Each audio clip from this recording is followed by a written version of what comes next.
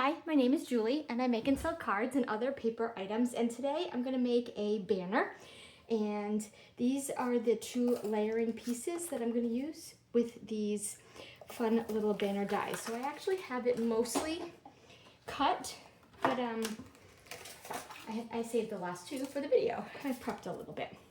Okay, so I'm just lining them up. This ended up being, I kind of just measure what I need to see how big it is. This ended up being a piece of 5 inches by 6 inches for the larger. And what I'm using is the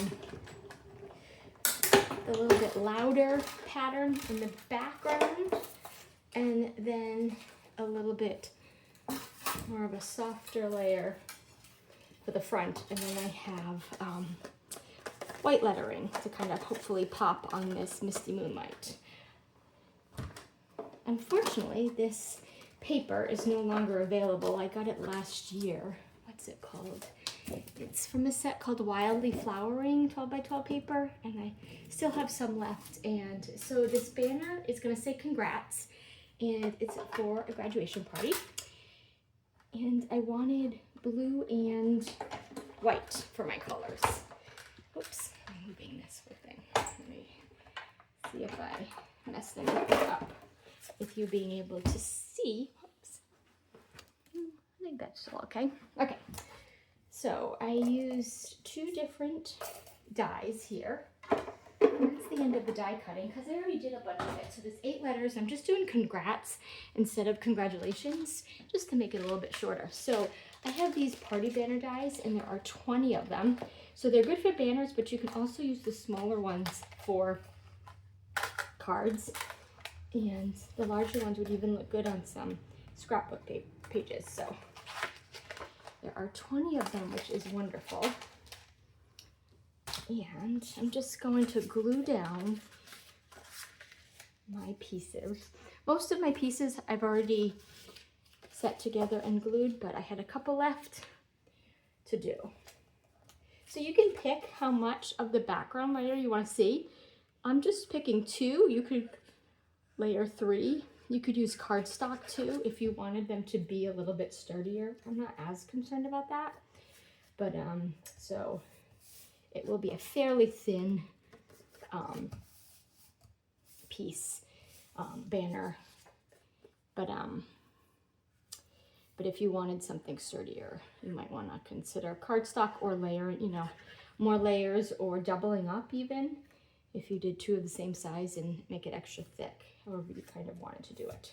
Okay, so here are my 8 pieces, all the same, and it does, the larger the die, obviously the more paper you need of that. So sometimes I want to do a banner of something, but I don't have enough paper because it took quite a few pieces. I think for the larger piece I needed 4 of them per 12 by 12 sheet. So you can kind of think about what you have.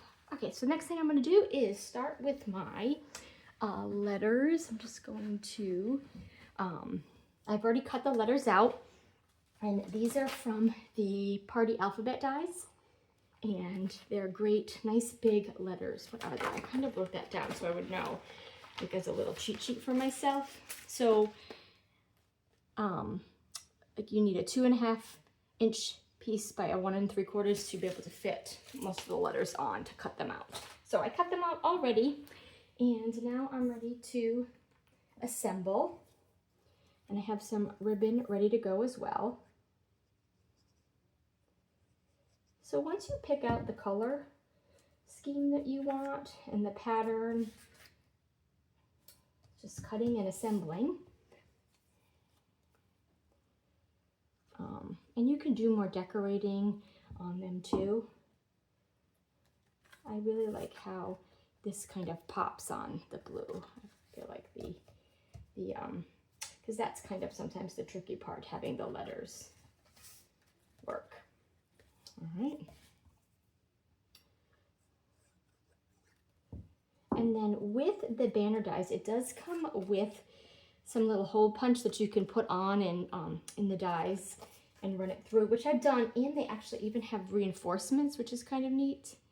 But I am just going to be using momentarily this little punch that I have that has this longer one, because the ribbon that I'm using is a little bit wider. So the ones that come with it are a little bit more circular, which is great for thinner ribbons.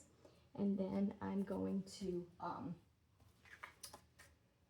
but I have a kind of a wider, I think it's a 3/8 inch ribbon that I have. All right, 2 more. And you could even add some extra ones on the end sometimes, or if you have multiple letters, a little space in between, you can make them as long as you want. I made a happy birthday ones. You can personalize them with someone's name, but they're great for parties and whatnot. Okay, so here's my teeny tiny little punch. It comes in a set of 3, and if they're still available, I'll link them. So whatever is available, I will link. I know that the dies are still available, and this punch, which is in a set with others, might also still be available. So I'm just going to just kind of pop out. Maybe I should have done some of these ahead of time, but I didn't. And they're not having to be super perfect. I'm not being 100% precise.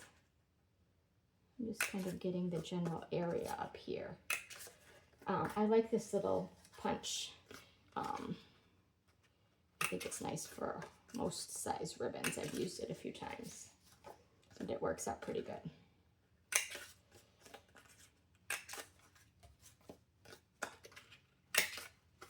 Oops.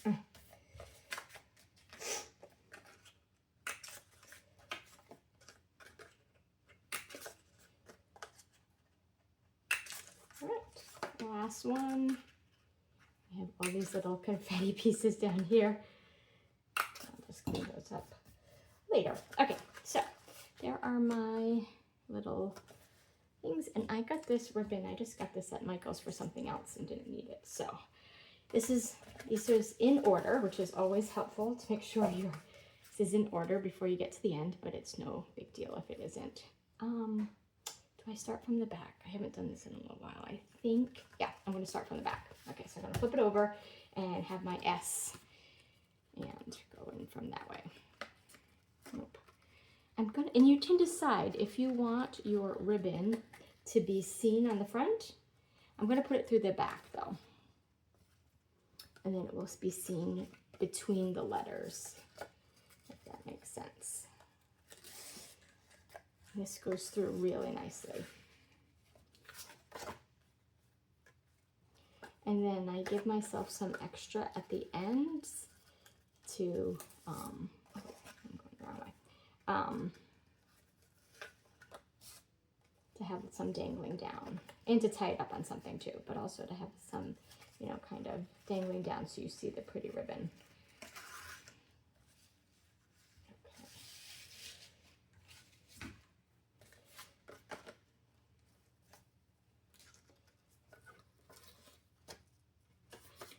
And so just a few more. I'll take a picture of it at the end, all together up.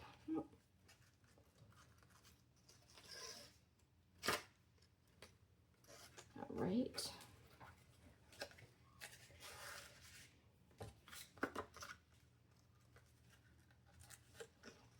And sometimes when I've done like a happy birthday, I've just done it, I've had 2, and then I can tie them together.